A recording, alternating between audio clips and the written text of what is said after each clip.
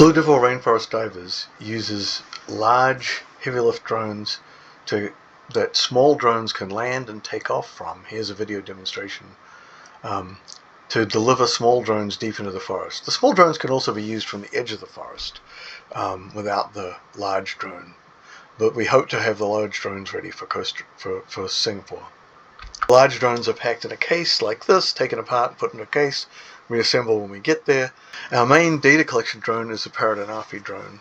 It's a commercial drone. We have a lot of these. We use these in Costa Rica. This is actually an ANAFI for USA drone. And here we can see during the day while it's raining, it actually cools the forest, and so we could see spider monkeys climbing around in the canopy. A lot of what we do though requires dropping devices off.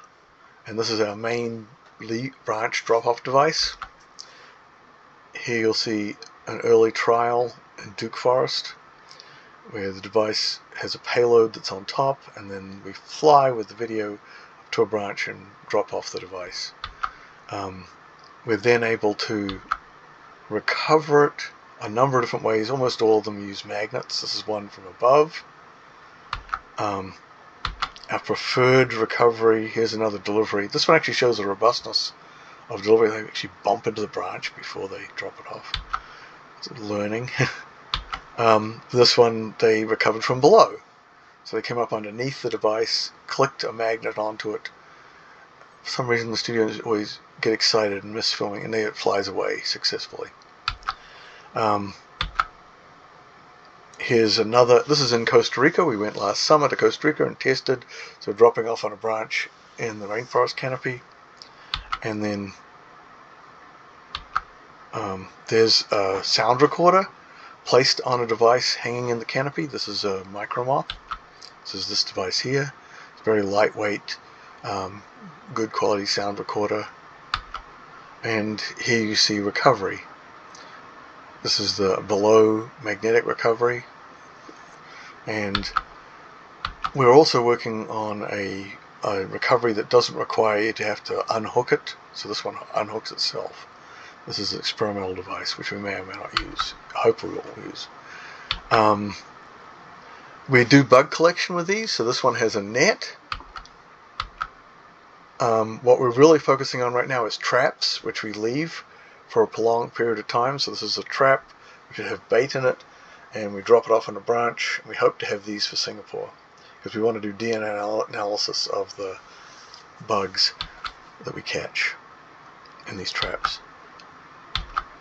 We're also doing leaf collection. Oh, I missed one. Here's an early leaf collection device. This is our current one. Choose a punch, so it can collect a whole bunch of little punch-out holes of leaves as it flies up to. We may or may not have this in Singapore.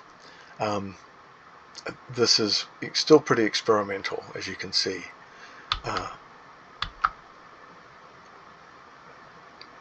This is a video of a drone racer flying into a forest. We don't do this. This is way too scary. Here's us flying into the cloud forest in Costa Rica where we went this summer. We also went to a lowland forest. And you can see it's much more cautious, just as scary from the standpoint of we flew out through a rather small hole in the canopy here. You can see us up on the top looking out, and the pilot's going to come down in amongst these branches and then return. He's been out photographing plants for identification. The software platform that ANAFI provides does allow us to use computers to control the drones. And so here's an example of a computer control as opposed to a normal flight controller. And this is good for if you're flying the drone over a radio link over a long distance. The long distance we're talking about is you have a laptop on the ground, a relay drone above it, a Wi-Fi link or a radio link, long-range radio link to the mother drone, and the small drones drop in. We use eBird to identify sounds. We use iNaturalist to identify images. We've been pretty successful with this. This is in Duke Forest where we got 300 species. This is us doing 3D mapping in Costa Rica. We took 200 images over the forest, turned it into a 3D model. This 3D model we can link to a database, and here we see the database that the students have developed for drone photos and media. And you'll see they have every image we've taken from the drones been downloaded. We can tell you which flight the drone took the data, which drone took the data. We'll know who the pilots were, the day. We can also show you where the information was. He's going to look at a particular image at this point and show how he can geolocate it back to Costa Rica where we collected that image.